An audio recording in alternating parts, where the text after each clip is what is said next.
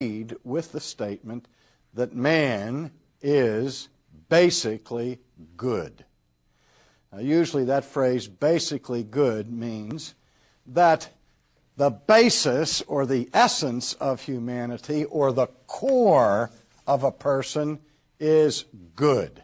And though we recognize that no one's perfect and all are sinners and that we all are marred and blemished by various imperfections, the problem with sin in the idea that man is basically good is that sin then is seen as accidental or peripheral to human nature.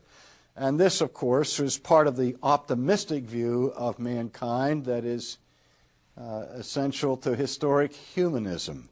The humanist acknowledges that there are problems, but basically what we need is more education, more government help, and we'll get better and better and better and erase those blemishes on the surface that produce crime and other forms of wickedness.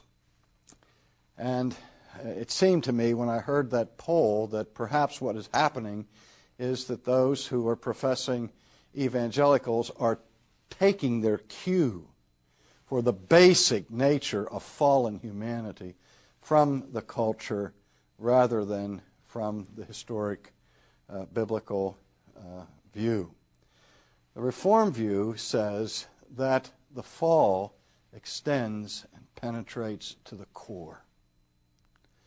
The word that is used for core actually is a translation from the Latin word cor, which means what?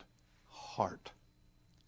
That is, the idea is that our sin is something that comes from our hearts. And in biblical terms, that means from the core or very center of our existence. And so what is required for us to be conformed to the image of Christ is not simply some small adjustments or behavioral modifications, but nothing less than renovation from the inside. Nothing less than regeneration, being made over again, being quickened by the power of the Spirit.